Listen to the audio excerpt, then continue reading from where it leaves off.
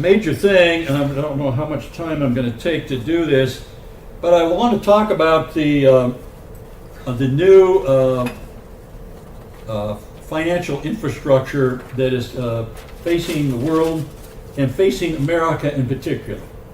It's going to really affect us more than it will other people.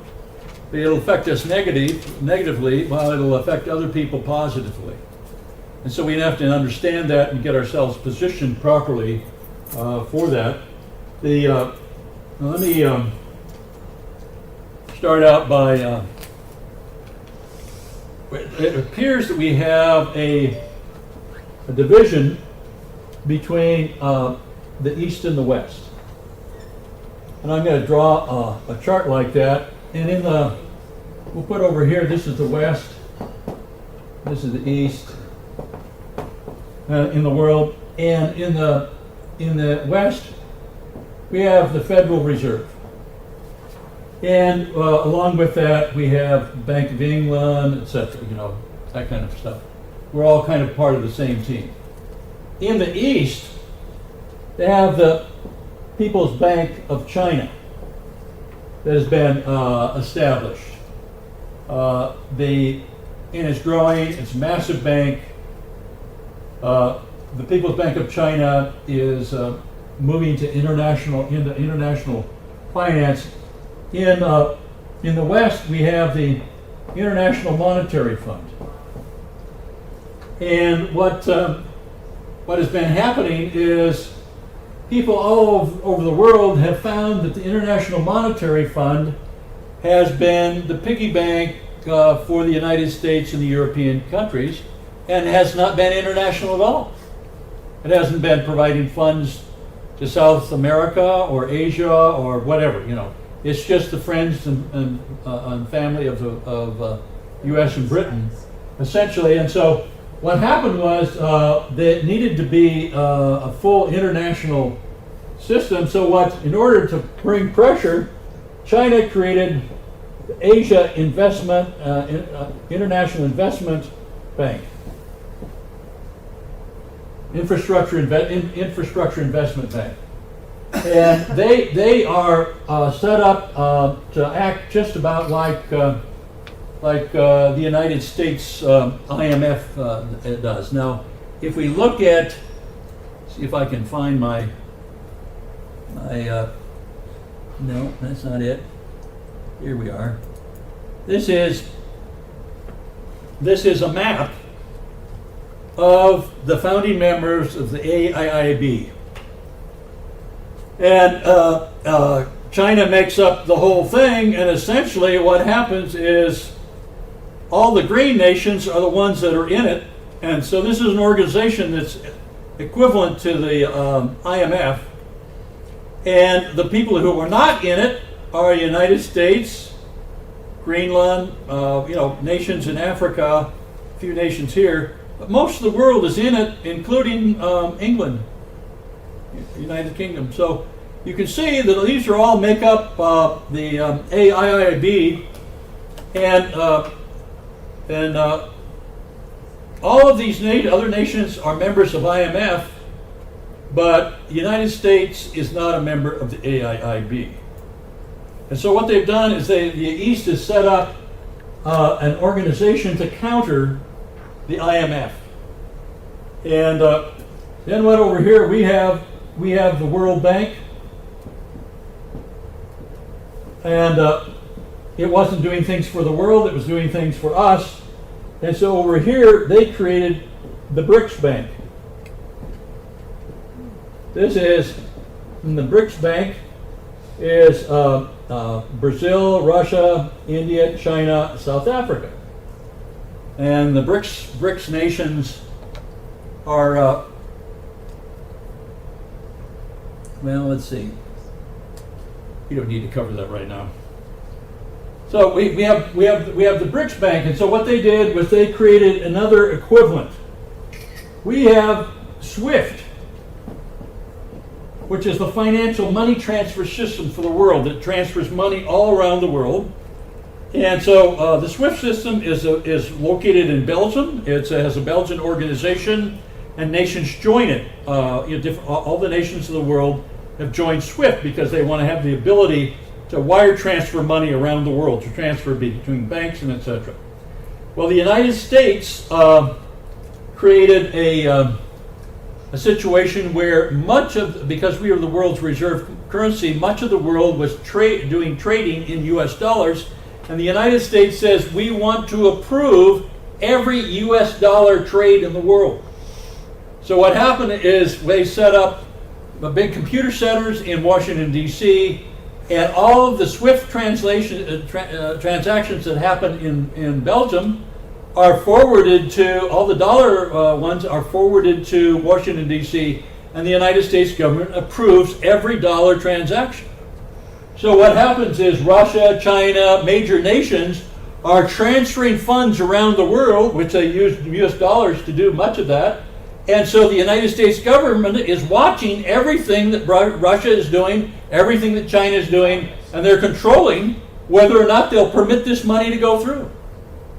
They're giving a yes or no on it. So what happens that these nations decided they didn't like that. So what China did was they created what's called CIPS, C-I-P-S, which is China International Payment System.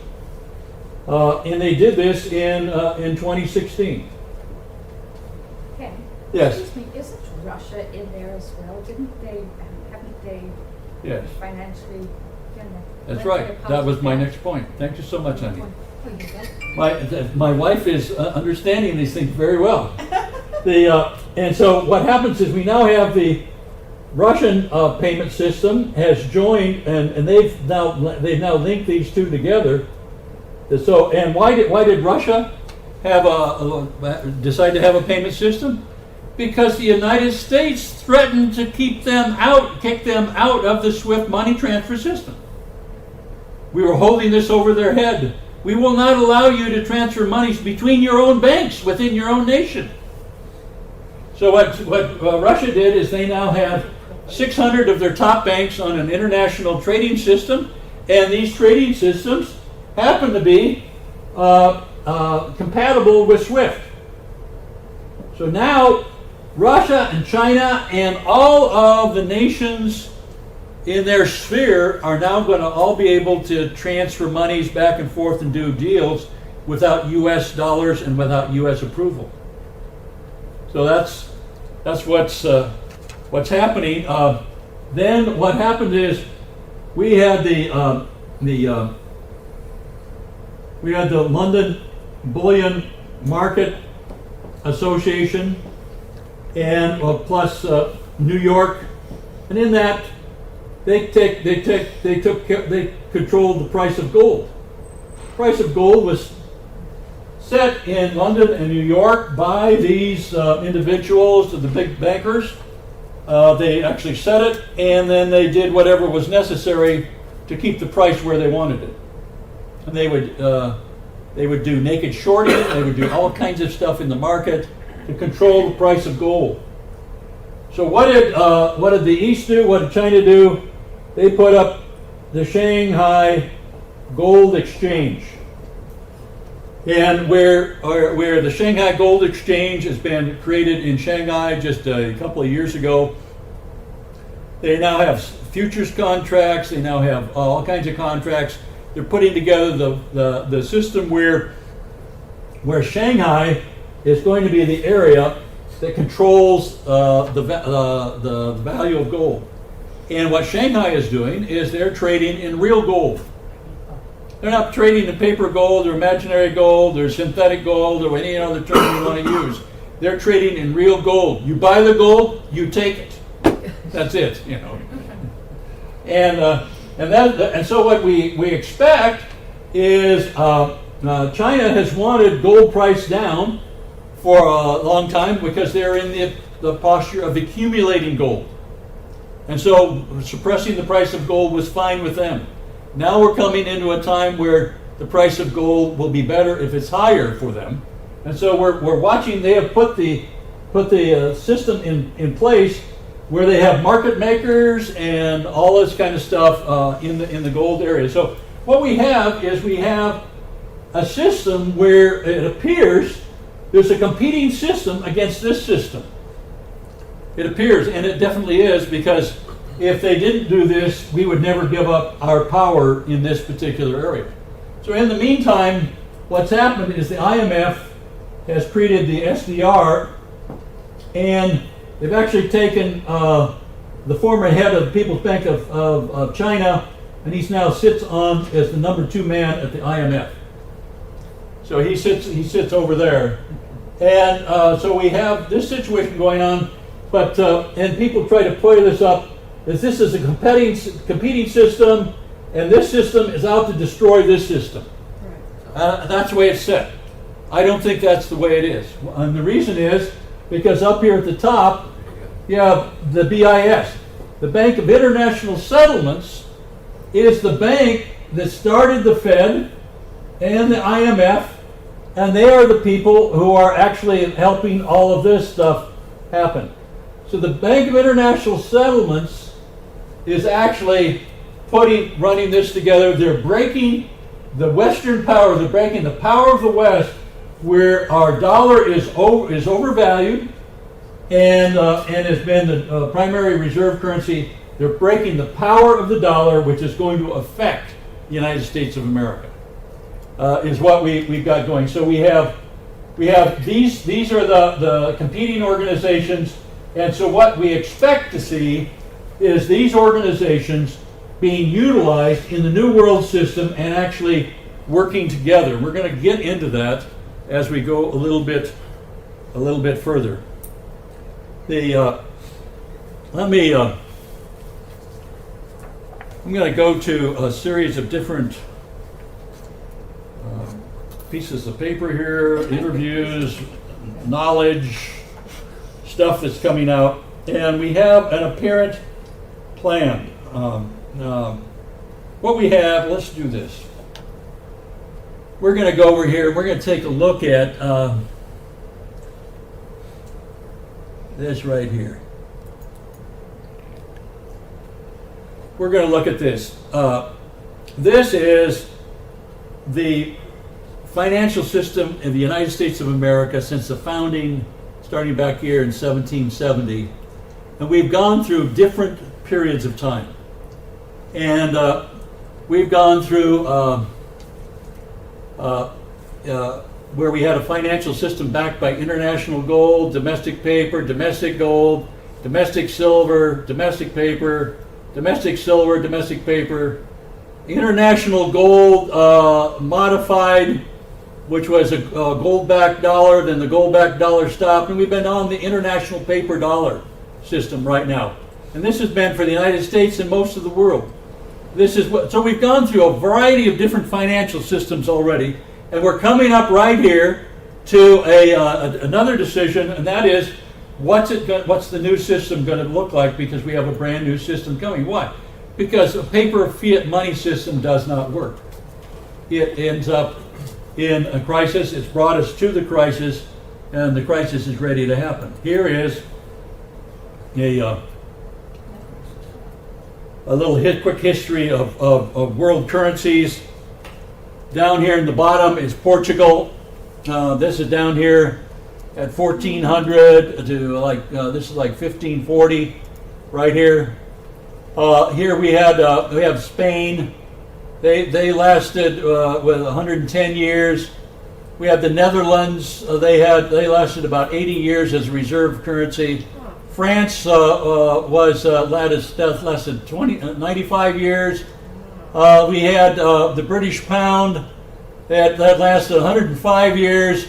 We have the United States dollar is going to last about 110 years. And the last thing coming up is the new international currency as a reserve currency.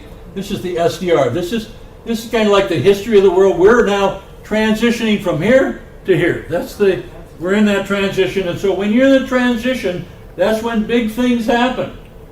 Major things occur at that particular time as we watch it. Yes? How does Donald Trump play into all of this, switching into a national? How does Donald Trump play into it? Mm-hmm. Well, we are going to get to that. Okay. We're going to get to that. So what we have right now we've used this hand scratching before. We've looked at this hand scratching before. This is what makes up the U.S. dollar right now. We have a domestic U.S. dollar that we have in the United States of America. This is our savings account, checking accounts, and actual cash. Works out to about $11.8 trillion here. Then in the rest of the world, much of the world they've had to buy oil using U.S. dollars, and so because there's so much of money that's required in buying oil for nations that they call that the petrodollar. That is, nations have to keep U.S. dollars on hand just to be able to buy oil. And then we have another thing called the euro dollar, and that is other nations other than the United States that choose to use the dollar as their currency, or they are linked to the dollar. That's called the euro dollar. It doesn't have anything to do with the Europe or the euro.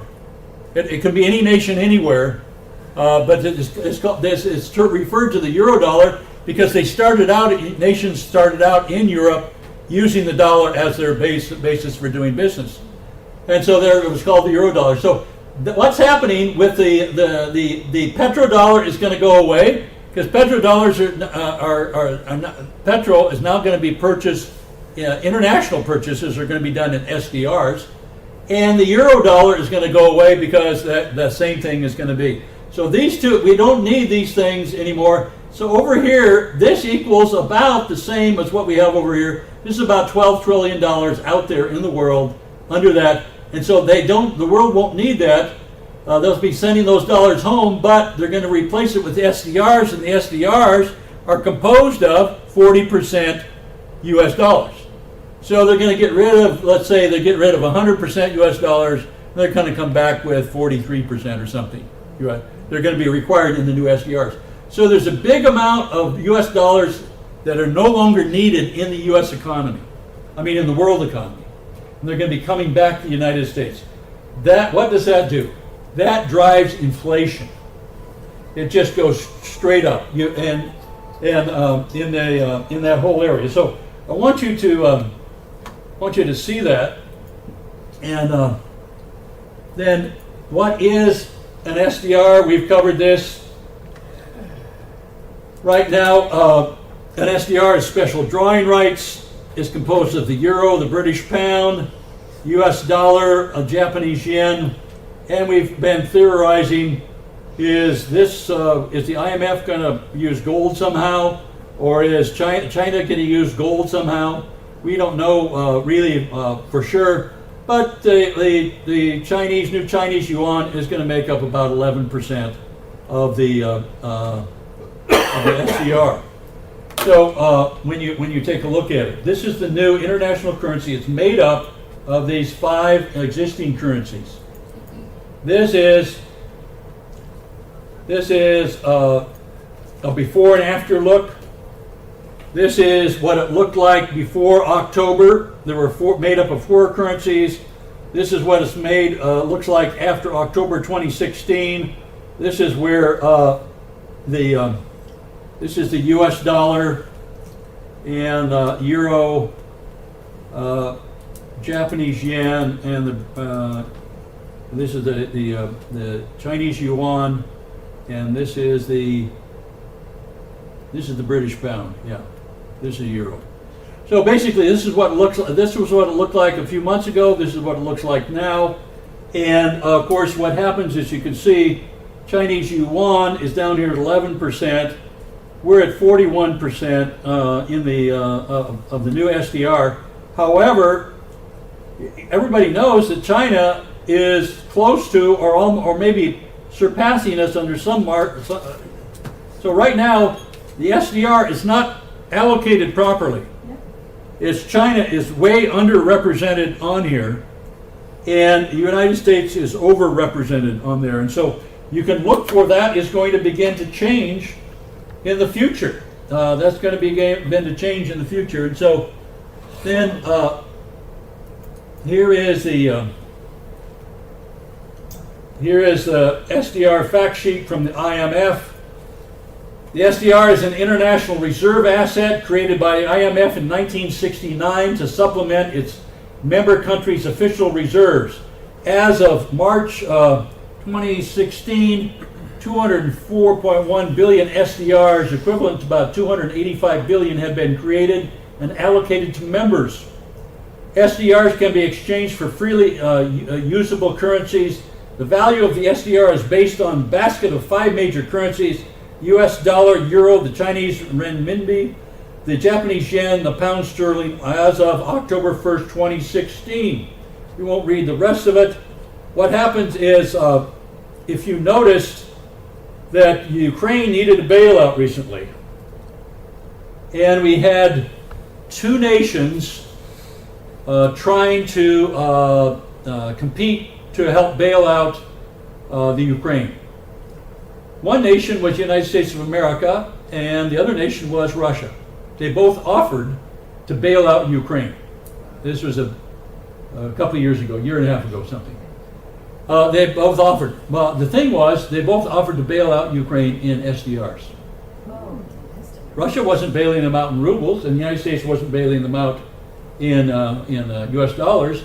They both offered to bail them out in SDRs. So you begin to take a look at it and see what's happening there.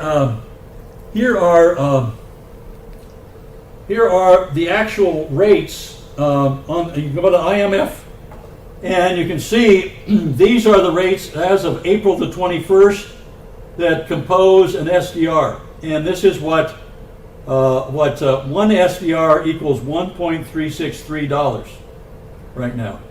That's how it's set up. The SDR is worth a little bit more than a US dollar, the way it's set up. So we're watching this structure. This is the new financial structure. This is the unit that is going to be used in international trade between nations.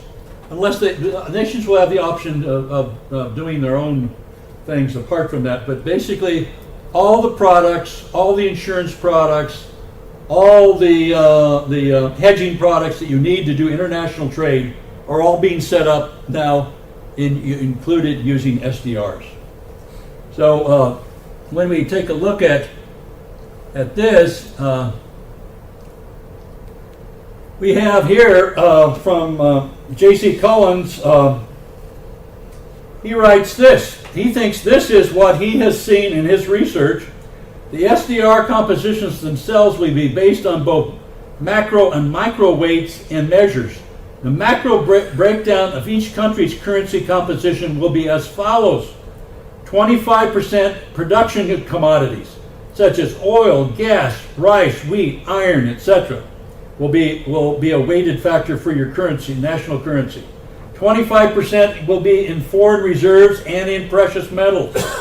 And 50% will be in fiat, pegged to increase or decrease based on the fluctuating values of the above 2 factors. So basically, in this scenario, what we're seeing is a partially backed currency that is backed based on formulas set up by the IMF on the value of your oil, gas, rice, wheat, iron, etc., and also your foreign reserves and precious metals. Now, the United States of America does not have foreign reserves because we're the world reserve currency, and we just create it out of air.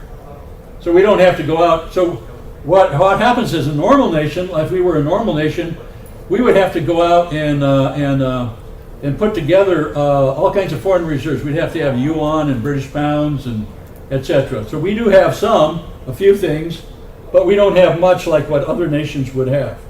And so this is one thing that he's looking at in his research that he thinks. And now what he's done is he's gone to the financial sites themselves. He goes to IMF, the World Bank, etc. He goes and he researches these things at that particular time, and we see that this is what his conclusion is. I have felt that China is actually wanting to do a gold-backed currency, not kind of this way, that they want to do a gold-backed currency. I can see where you want to do this kind of thing for nations that don't make up the SDR. For instance, some nation that's got oil reserves and they've got, or whatever, diamonds or something, you want to include that as a value of their local currency. But there are nations that don't have gold. So how would you do a gold-backed currency for a nation that has no gold? That kind of thing. It's like, well, I can see where we could do a gold-backed currency for the nations that are involved in making up the SDR, and I can see this for other currencies that are a part of different things. So take a look at that. That is, and so what we see happening is precious metals, and you see commodities, production so gas, oil, iron, ore, etc. What do you see? You see Trump going out and trying to get mining going. He's trying to get mining going so that those assets in the ground count for the valuation of the U.S. dollar. They're looking to do that. So he is doing that. He's gonna love the gold find in California. He's gonna love Northern Dynasty. He's gonna do everything he can. Why? Because these are the elements that go into making up the value of your national currency. What are your thoughts on Tombstone? A Tombstone is going. I think Tombstone is going to go when Liberty Star goes. They're one and the same. They're a part of the same package, and I think Tombstone is going to go at the same time. And there's going to be a day when, because of this new structure, as you're looking at this new structure, your assets in your ground and your mines are one of the major factors that set the value of your currency, and that is going to be a hot thing in the future. So take a look at that. Let's go here. This is a map that shows the currency pegs. This is the United States is shown here in orange, and then currencies that are pegged to the United States dollar are, literally, are shown in more of a milder orange color. They're linked.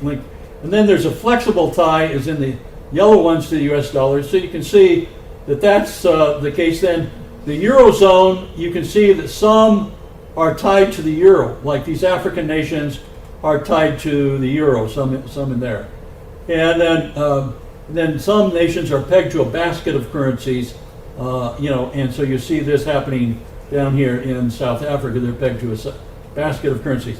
But right now, that's what is happening in the world of finance, how the nations are pegged to the dollar, but generally everybody is somehow pegged to or involved with the U.S. dollar. Here is the, if we take 100% of all currencies out there, this was up to through 1913. You can see the U.S. dollar this is about 60%. So you can see we're about 64% or so of the world economy are using U.S. dollars. And the euro, this has been the case. You've seen the others are less. This did not have the yuan included because this was only what was officially called reserve currencies. The yuan has now been added, and that's been increasing. But you can see, the point was to see how much U.S. dollars are going to be involved here, and what happens with a collapsing euro. You can see, because we're coming into a really dynamic period where there's going to be a major change in those areas. We've seen that one. Let's take a look at this. This is emerging markets that are coming out. You'll see that the United States is over here. The emerging markets currently comprise only 11% of global equity markets, but the BRICS are over here, and we see other emerging markets. You're getting a feel for the overall feel of the world financial system. Now, I wanted to get to this. which was what we call the Great Transition. And this is the Great Transition to the new dollar, to the new financial system in the world. And this first phase over here, in the transition, we're going to have a liquidity crisis. And we're beginning to see that. What are they doing? The Federal Reserve has stopped quantitative easing. And now they're actually talking about selling their quantitative easing, all the bonds that they bought. So in the first phase, the world throws fear at everybody. They have a liquidity crisis. They throw fear. There's no more quantitative easings. Markets begin to fall. We have a sell-off of assets, including gold, because people are selling whatever they can. When you run out, when you have a liquidity crisis, you sell whatever you have. You end up with capital controls, which we see many nations beginning to do. We may have a new Treasury Reserve note. There'll be, with a new note, you'll have to turn in old currency because it'll become inadequate after a while. It won't be any good. We'll have to balance a budget. That is, you have, and so we're talking about that right now. Congress is talking about a balanced budget. And then we said, well, we'll get a Keystone Pipeline will be approved in exchange for the 2010 IMF 2010 reforms. The 2010 reforms have been accomplished, and the Keystone Pipeline has now been approved. So we see these things happening. That was like phase one. This is our fear thing. Then we throw in new hope. And the new hope is this, that the IMF is going to provide new SDR liquidity. They're going to start providing liquidity in the form of new money. Instead of the US dollar doing that, it'll be the SDR doing that. And there'll be a bail-in settlement of bad banks. They have set it up where we're going to have to bail out our banks if we're a part of them. And if the bank has losing, they're going to be able to take some of the money of their clients in the bank and use it to settle. And then they have to exchange and give us some shares in the bank. New World Financial System is coming, which we've just been talking about. There's going to be a debt settlement. There are many nations that are so far in debt they'll never get out. So they have to be a settlement and a restructure. And for many nations, it'll seem like a jubilee. That they'll have their debt reduced and canceled. It'll be like a jubilee. Then we're going to come to a new phase of expansion with the new SDR liquidity. We're going to start seeing super mega projects. They're going to be the new Silk Road economic belt, the 21st century maritime Silk Road, the mega humanitarian projects, Africa, Asia, South America, Eastern Europe. UN is going to ban hunger and poverty by 2030. They're going to put in programs to actually do that. And then we have the G20 is going to start their global infrastructure initiative. And which they're going to build, for instance, railroads and schools and medical centers all over Africa and etc. All this kind of stuff. So when in the future during this timeline do you think that gold mining stocks will become more valuable? They're going to become valuable right at here. They're going to start right at this point right here. Phase 2. Which is between phase 1 and 2, and which appears to be that same line between the 7 years of famine and the 7 years of plenty. It's between those two? That seems to be the same line. Which is right now? Today. We're on that day, April 22nd, Wow. 2017. So if I go So, thank you, honey. Let's take a look at this, and so one of the ways that they're going to do this is through honoring different historical bonds and different fraudulent gold deals that have been done in the past. I talked to you about how that there's much more gold in the world than the world admits. I think there's in excess of 2 million metric tons of gold, whereas the world says there's about 177,000 metric tons of gold. Essentially. And so what we see is this. Here's this from J.C. Collins, Philosophy of Metrics. He says, here's the apparent plan. In part one, we were introduced to the 1913 Chinese gold reorganization loan bonds. A final payout on these bonds is indeed in the works and is one part of the overall 2010 Quota Reforms process. Every time a deal was to be finalized with the bonds, it corresponded to the debt ceiling debate and Code of Reforms within Congress. So basically what he's saying is this. He's summarizing it in just a sentence, but let me expand on that a little bit. This is a Chinese government bond. This is, you can see here, you probably can't see, but this is the 1913 bond that he's talking about. This one is for 25 million pounds sterling, which in 1913 was equivalent to about $5 a pound. And this was a bond at that particular, and this is in different languages. This is in English over here on the left-hand side. And it says the Chinese government 5% reorganization gold loan of 1913. That is, this is done in pounds sterling, but it is in gold-backed pound sterling 1913. What happened? The Chinese did not honor these bonds.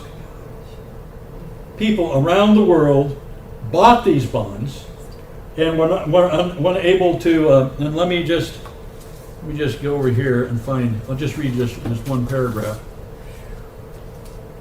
From 1900 to 1940, the Chinese government issued millions of dollars in sovereign debt, most notably a large tranche of $25 million pound notes issued at 5% in 1913, set to mature in 1960. This massive bond funded the modernization of China's infrastructure and was widely acquired at the time by governments, banks, and investors across the globe. However, in 1938, China defaulted on its binding engagement upon the government of the Republic of China and its successors, leaving millions of global creditors unpaid. In accordance with the terms of the bond, successor government doctrine, and accounting standards, the United States can and should hold China accountable to its obligations. The Chinese bonds in question are held throughout the world by treasuries, banks, companies, and over 2,000 private U.S. investors, many of which are active in seeking remuneration. Critically, the U.S. Treasury and Department of Justice and State are understood to hold substantial portions of this Chinese foreign debt. That's right, the U.S. Treasury and Departments of Justice and State have actually been out trying to acquire this from the local U.S. citizens. And they don't always use the most ethical ways of acquiring this. These holdings have not been fully cataloged, nor has the U.S. government moved to hold China accountable for its debt obligations. What we're doing is we're holding this debt over them, which was a gold debt. China is eager to be recognized by the international trade and financial community as a market economy. However, in order to be regarded as a responsible and reliable participant in international commerce and finance, China must acknowledge and rectify its multitude transgressions against the United States and the World Trade Organization. So what we're talking about here is China wanted to be a part of the World Trade Organization, but you have to follow the rules. The rules are you can't have outstanding debts and fraudulent things and all kinds of stuff that you've done.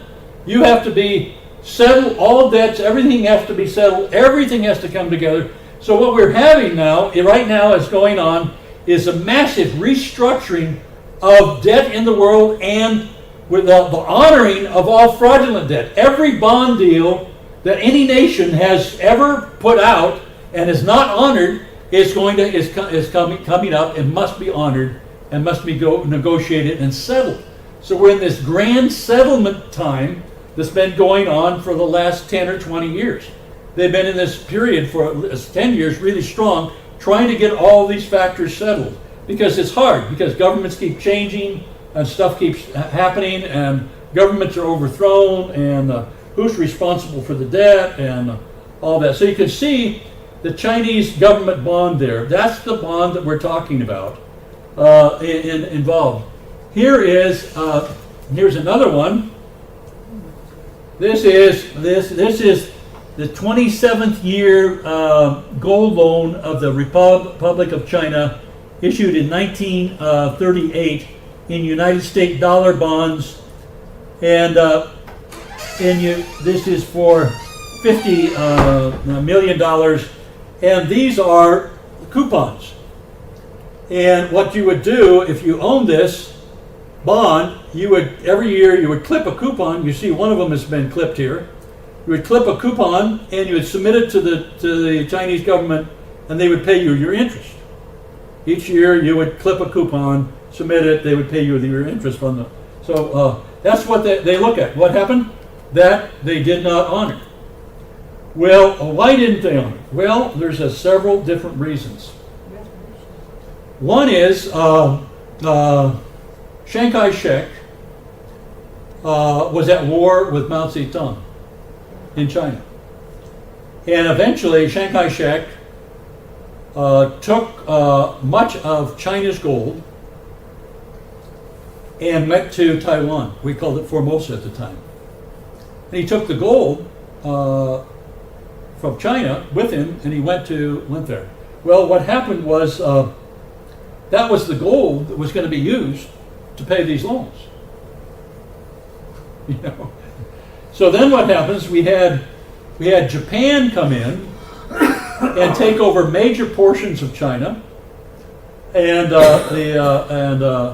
when they did that, they raped all the gold that they could find in China and other areas, Indonesia, and they took and stashed all that gold that they could find from China and Indonesia and parts of Thailand, Malaysia, Singapore, other areas. The gold was captured and taken and hidden in caves and bunkers in the Philippines and in Indonesia. So now the gold that was going to be used by China to service these bonds, which their intention was to service these bonds, had been confiscated and was buried there. Well, over the years, some of that gold was found in the Philippines, and one of the guys that ended up with his hands on it was Marcos of the Philippines, and he became the wealthiest guy in the world. And he took and he stashed a bunch of that gold in a mountain behind his home. He had a home up in the mountains, which was during the summer he would go there because the temperatures were so much nicer. And there's a mountain, he hollowed it out and made a great big vault. And he stashed this gold that he had found in these different areas that the Japanese had buried it. And he stashed it there. And then when Ronald Reagan was in office, the United States military came in and kidnapped the Marcoses, brought them to Hawaii, and put them on trial. You remember a show trial and the Marcoses, and at the same time, the United States government, you say United States government, I don't know which part of the government is a vague area, whether it's the CIA, whether it's some aspect of the U.S. government, captured all of that gold and brought it to the United States of America. We think that gold was most likely stored in the basement of the Twin Towers. What? That was the gold. So basically what you had was now China owed all this money in gold on these bonds over these years with all the penalties and interest and all the stuff that goes on top of it. And the gold that they were going to pay for it is actually in New York, in the Twin Towers in New York City.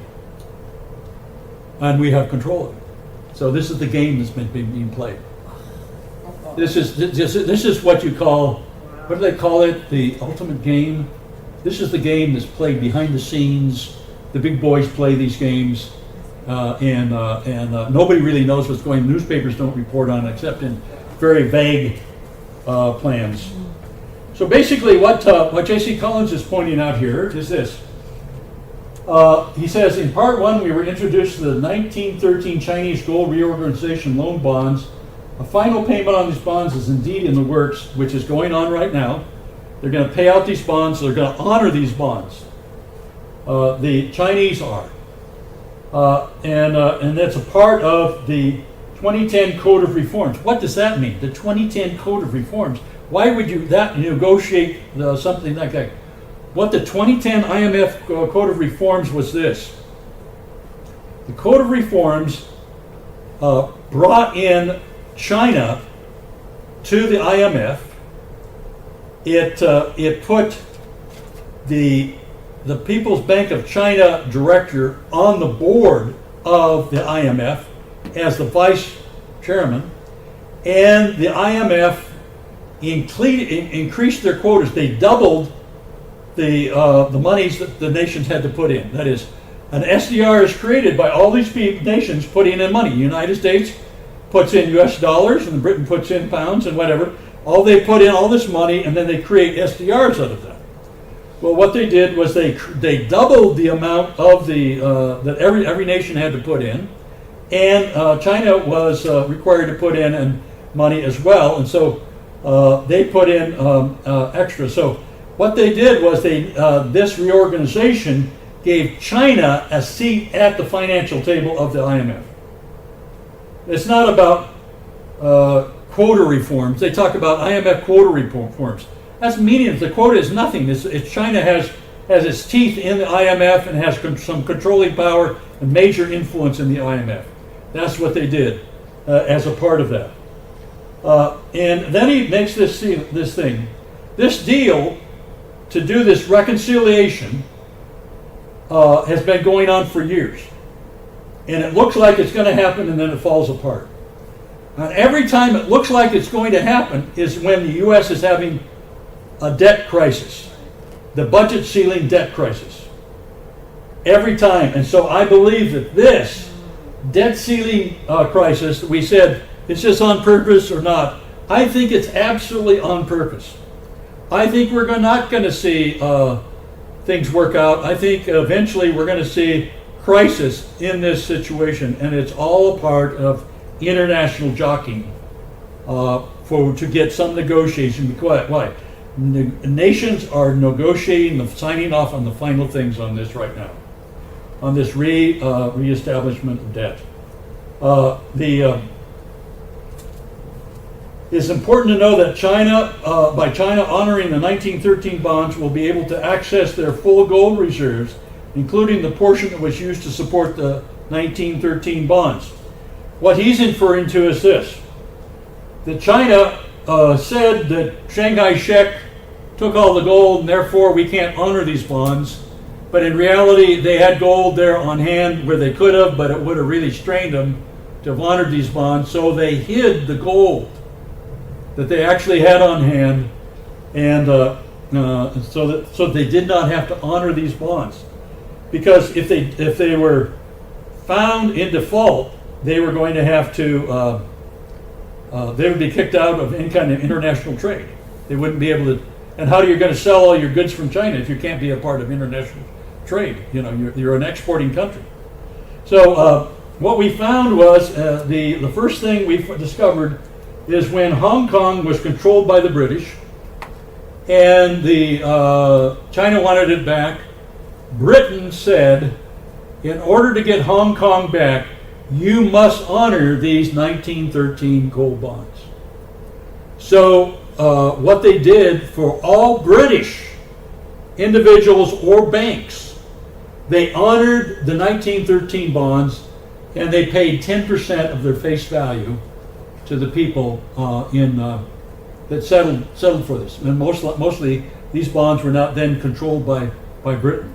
This was all kept under the table. Nobody, this was in small print in the negotiations. But we knew that with that these 1913 bonds would eventually be honored for all nations, because they have now were honored for the Britain in there. He says, with that being said, the bonds will not be honored at their full face value. So I don't know. I think it's about 10%. It may be more for, in some cases. The problem with it, you can't honor them at full face value. Why? Because they're worth so much today, it would completely distort the whole financial system. I mean, it would just be, people would be getting hundreds of trillions of dollars, you know, because of all the time and penalties and interest and stuff on these bonds. Like any debt consolidation, all sovereign debt must be included. The owners of the Chinese bonds will get their payouts. The payout itself is based on a flat amount already set for the historical bonds. That is, there might be lots of bonds out there, but more or less people might be included in the bonds, but it doesn't change the payout. The payout is the same. That's been negotiated, and so the amount is specifically valued within the renminbi's SDR composition. The more bondholders that come forward will decrease the individual payout for each bondholder. That's basically it. So the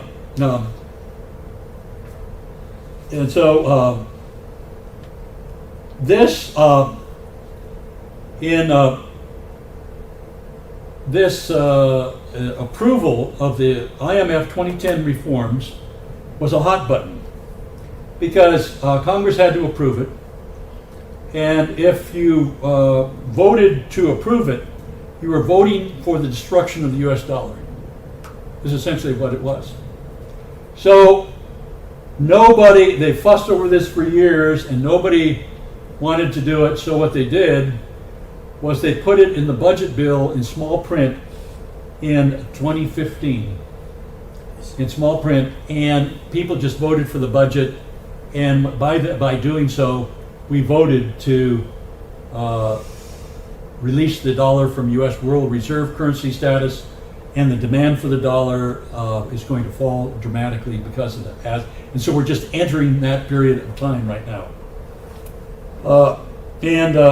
Since most countries have sovereign debt and outstanding historical bonds, it stands to reason that other situations like the Chinese bonds will be handled in similar fashion. Yes, there's lots of different nations have debt.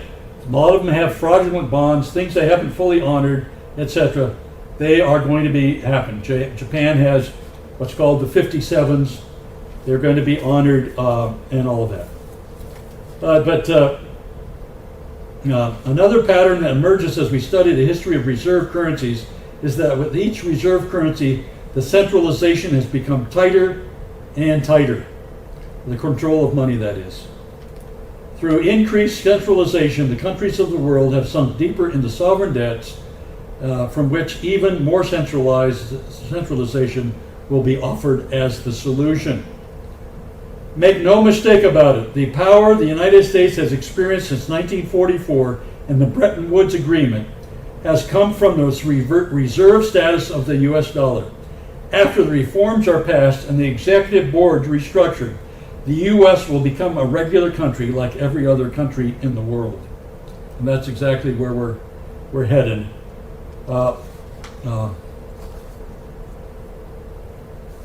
He says here, from the moment the reforms are implemented, the dollar will see multiple devaluations staged to coincide with multi-stage restructuring of the debt.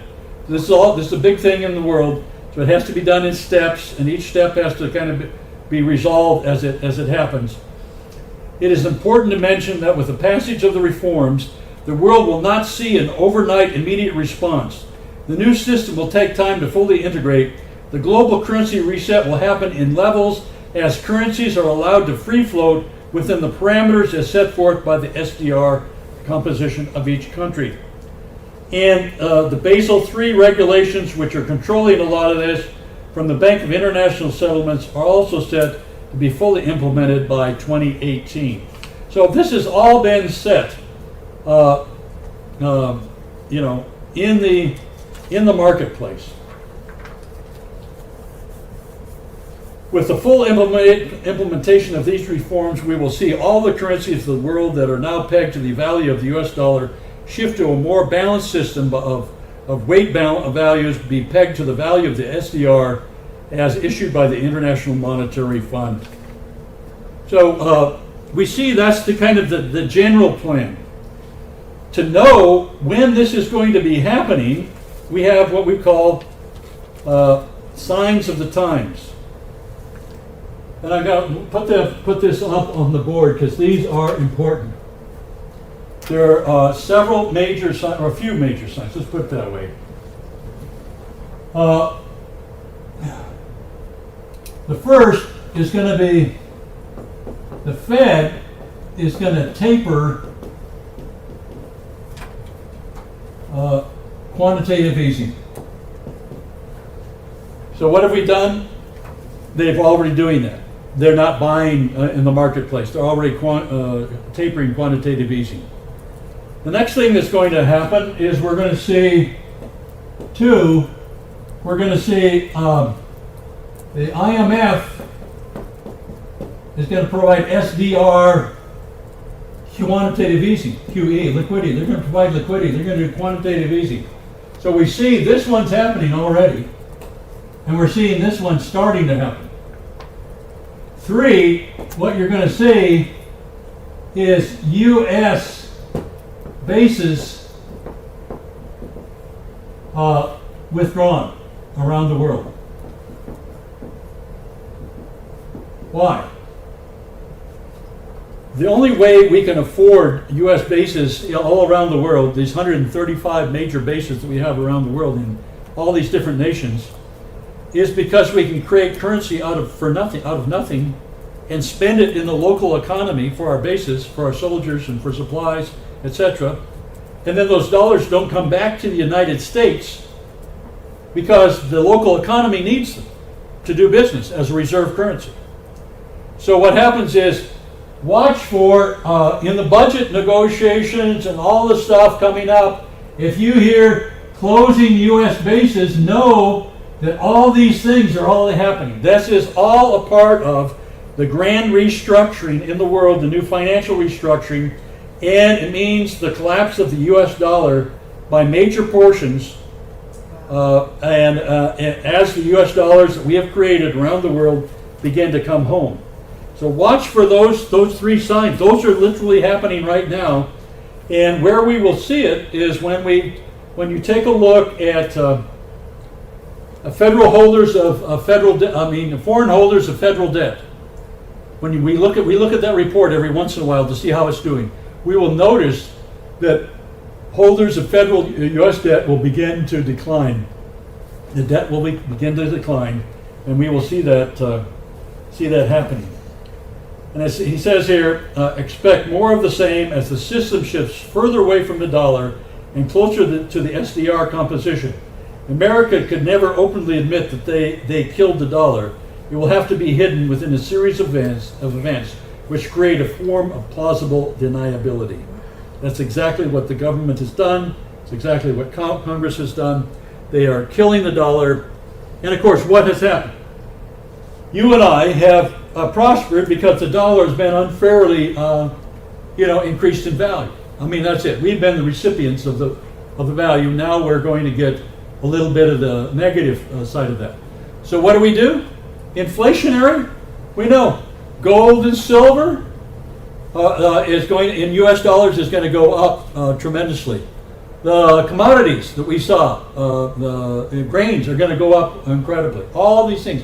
Inflation is going to go up. Property values are going to go up, and eventually the job salaries will eventually go up as well. Let's take a look at. There's another thing, and I'll just cover this verbally. The other thing is this.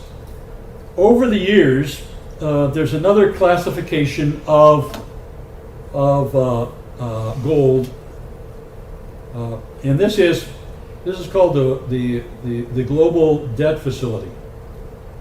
After World War II, all these people that have these massive riches from gold from Asia, which they had hundreds of thousands of metric tons of gold in different periods. It's not like 9999 fine. It's just stuff that has been created over hundreds of years. Offered this gold up to bail out the world after World War II. And they created what was called the Global Debt Facility and collateral. This was the collateral for the debt facility. They provided, I don't know, was it 86,000 metric tons of gold to bail out the nations of the world, refinance after World War II, and etc.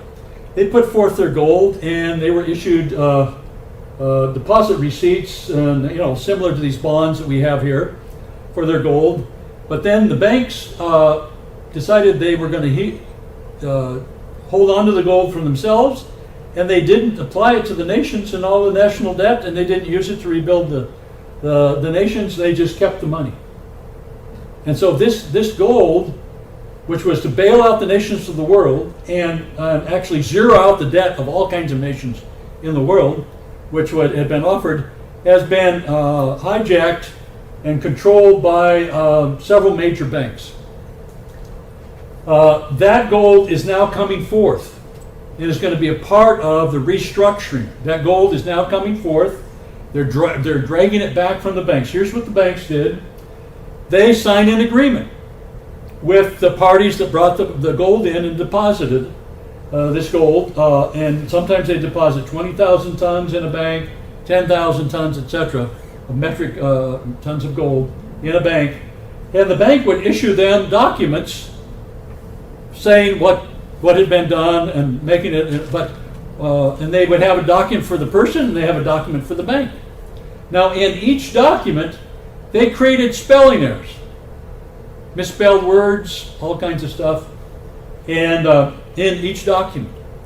And the parties were told at the time that this was a special code that was put in the documents so that the documents wouldn't be forged, or and they would have an identical key there. So what happened was people came back later and said, look, you guys haven't paid us, we haven't been getting the interest on what we've given, and you haven't used the gold for the purposes that you said that we were going to use it for, and we want our money. And they said, well, show us what you've got. And they showed them their document, and they said, well, look, you have all these spelling errors in your document.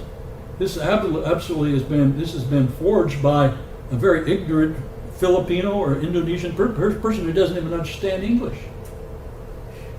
And therefore they said, we cannot verify that you are the owner of the gold. And so because they couldn't verify that they were the owner, the bank got to keep it and do whatever they want. So they used it as collateral for loans, and they used it any way they wanted. They leased it out to others. They did all kinds of stuff with this gold. So basically what's happening is the banks are being called on this that are involved. Citibank, HSBC, all the big banks are all involved in this.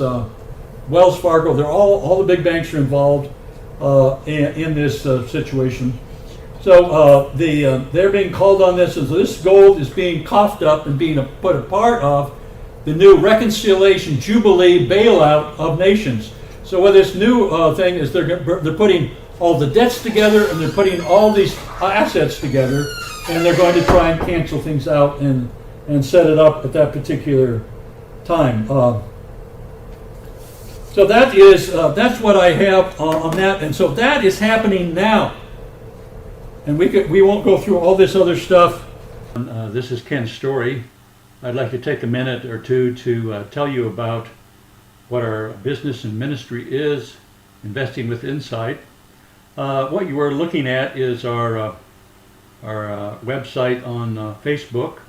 We post here frequently. We have videos and all kinds of interesting articles, prophetic revelation. Let's go over here and take a look at our investingwithinsight.com website. This is where we post a lot of our information. A lot of dreams and revelations are posted here with people, for people.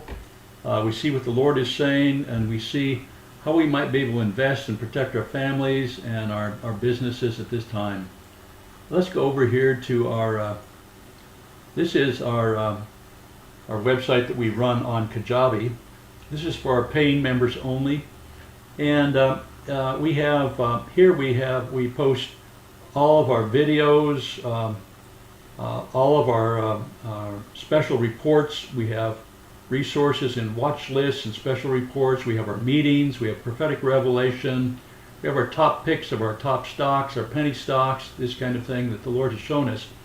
And I want you to get an idea, because as a member you'll get you'll have a part of this. Let's go over here. Let's say you joined us. Well, every Saturday morning we have a presentation online. We broadcast online. You can see here we got 2 days and 19 hours to go here before we do our next one. And we have a chat area over here on the right. You can see where people can chat and they can talk back and forth about what's going on, be a part of the community. We have people around the world on several different continents that are all a part of this on Saturday mornings. Then what happens is we also have people who are traders. And so every week every day I provide a stock list of where you can invest based on where the market is for this particular day, based on our prophetic stocks. As you can see right here, I'm shorting the market. The DUG, I'm shorting energy. The VIXI, I'm saying that there's going to be a lot of volatility in the market, so the VIX will go up. I'm still in Apple. I'm shorting China. I'm going long U.S. Treasuries. I'm shorting gold, silver here, and I'm shorting gold mining companies here. So you can kind of see how we're doing. Right now we're averaging about 66% APR, and we've been doing this for 631 days. So you can kind of trading days. Over here we'll take a look at some of our other resources that we have that would be available to you. We have watch lists, special reports, recommended tools and services, how to invest. We have training classes, 16 basic training class, plus we have an archive of all of our past resources. There's a forum that goes along with it as well. And then over here, I'd like to show you, we have our tweets. Every day we have tweets going out. We tweet out our daily trading, plus all my trades are tweeted out, plus any important articles or important prophetic revelation that's coming out, we tweet that out to everyone. And so, for instance, if you would like to join up with us, what we have here is you just basically go to the store and you can click on becoming a member. And we have it's normally $407 a year for an annual membership, and you get essentially weekly meetings.